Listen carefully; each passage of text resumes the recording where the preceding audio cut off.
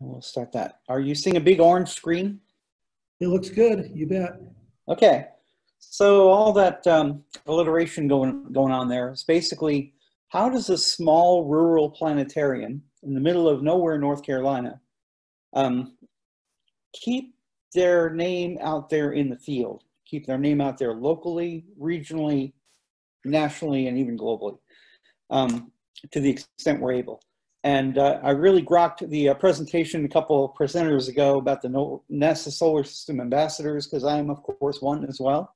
If you haven't already applied, you should. If you're a planetarium person doing outreach, the Solar System Ambassador Program is a natural fit for what you're already doing. So there's my pitch for that. Most of you are kind of new to this being disenfranchised from your learning system. You know, the pandemic. I unfortunately have some experience in this area. This is the planetarium back in 2016 when Hurricane Matthew flooded the building and rendered my learning center obsolete. I was no longer able to use this or the science center in the back to do any kind of programming. So I had to get creative. I began to plot and scheme. And of course, for the pandemic, plotting and scheming was old hat. So it was easier for me, I think, than for most people because I've already had some experience doing this. Started out with teacher in-services. I've just completed a series on Mars exploration for our local newspaper. Again, this is all to keep the name out there locally, within the school district, within the community in Lumberton or Robeson County, which is where I work.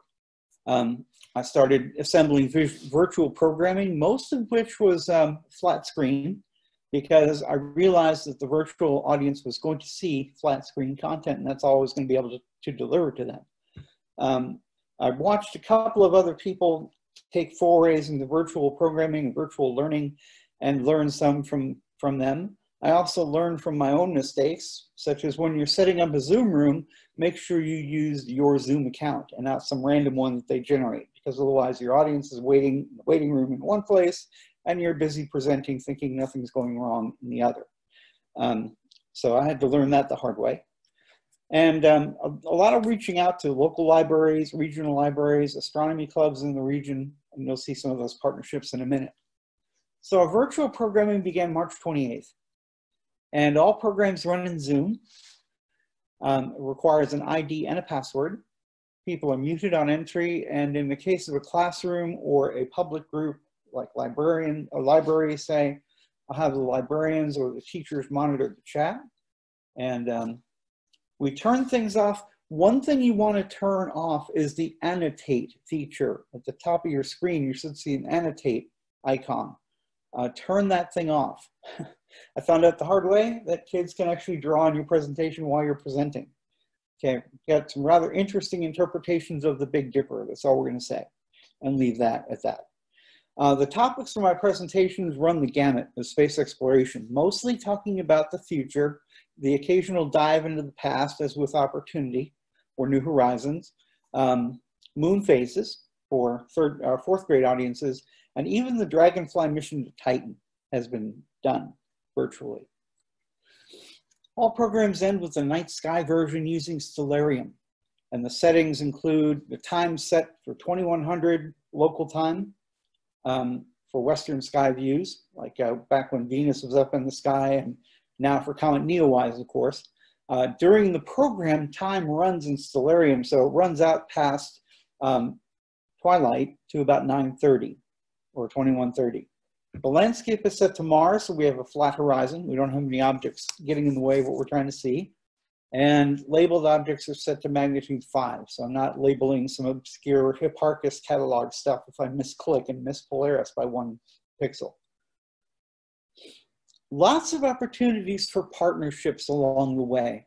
With, for example, the Mew Buehler Perpetual Trust Planetarium in St. Mary's, Florida, or Lake Mary, Florida, excuse me, and the Fuller Gifted School in Charlotte, the Charlotte Amateur Astronomy Club, the York Public Library, thank you, Carol, and the Roper Mountain Astronomical Society were all examples of partnerships we've made over the course of this last 4 months.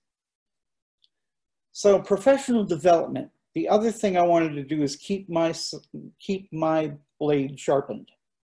As a teacher, by giving a lot of programs, including this one, and of course receiving lots of outreach training has been received because there's a lot of time for receiving training. And so I'm trying to take advantage of that, of course. And marketing and outreach. As our presenter noted earlier, put your events in this, if you're a solar system ambassador, put your events in the upcoming events thing in the Solar System Ambassadors program. Will advertise for you for free. The North Carolina Science Festival was another example of people who would post my upcoming events, again, at low cost or free. And I don't get to do this without support at home. It starts with my boss, the gentleman there in the green tie. That's Dr. Robert Locklear, and he is the supporter of what I do. He's one of those advocates as an administrator, which is an ideal place for me. I'm in the background, by the way, in that picture. You might see me 3 rows back. It's pretty cool. You know, we support each other as part of the public schools of Robeson County. And he has said, when I come up with a new idea, hey, can I try this? Go ahead, you know, take it. If you think in your professional opinion it's going to work, do it. And measuring impact. Over 1,800 screens, that number is now over 2,000 screens. I forgot to update my slide. Over 2,000 screens reached. And I say screens because you have no idea how many people might be behind one screen in Zoom. It could be an entire classroom for all you know. And for a small rural planetarium out in the middle of nowhere, that's not bad. And I wanted to turn the last few minutes of my presentation over to other success stories. So I wanted to kind of generate some discussion for other people who've interacted virtually and have had success doing it. And I'll just point out, if you're not going out virtually, look into it. Look into it, because it's a good way to keep your planetarium's name out there in the community. Okay, so I'll turn it over for questions at this point, or for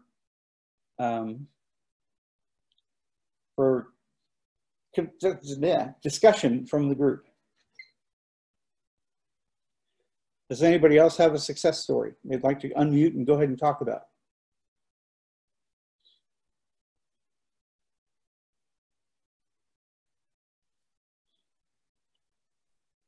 There seemed to be a lot of nothing.